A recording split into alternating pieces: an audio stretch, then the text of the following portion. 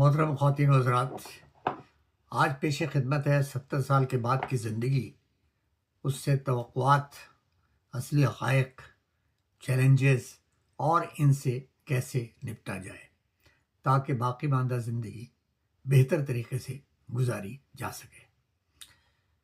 70 साल के बाद ज़िंदगी एक नए मरहले में दाखिल होती है।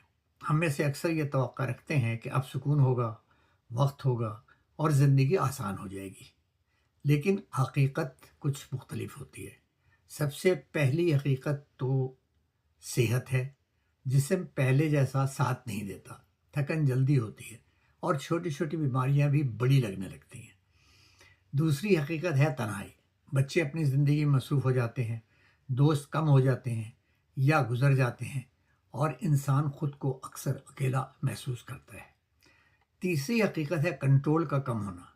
पहले हम फैसले करते थे, अब अक्सर दूसरों पर इन्हिसार बढ़ जाता है। ये सब चैलेंजेस हैं और अगर इनको समझदारी से न संभाला जाए तो इंसान अंदर से टूट फूट जाता है।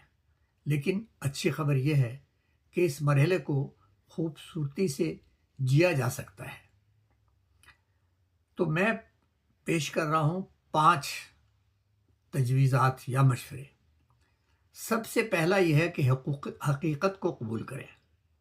ये उम्र मुकाबला करने की नहीं, समझदारी से जीने की है। दूसरा है सेहत को तरजीह दें। रोज़ाना हल्की वॉक, सादा ग़िज़ा और बाकायदा चेकअप, ये छोटी चीज़ें ज़िंदगी को बेहतर बना देती हैं। तीसरा है अपने दिन को तरतीब दें।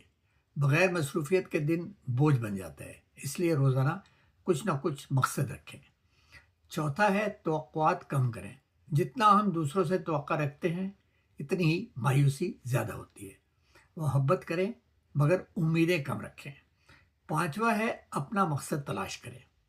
ये वक्त है अपनी ज़िंदगी के तजुर्बात दूसरों के साथ बांटने का, कुछ दुनिया को देने का और रूहानी सुकून हासिल करने का।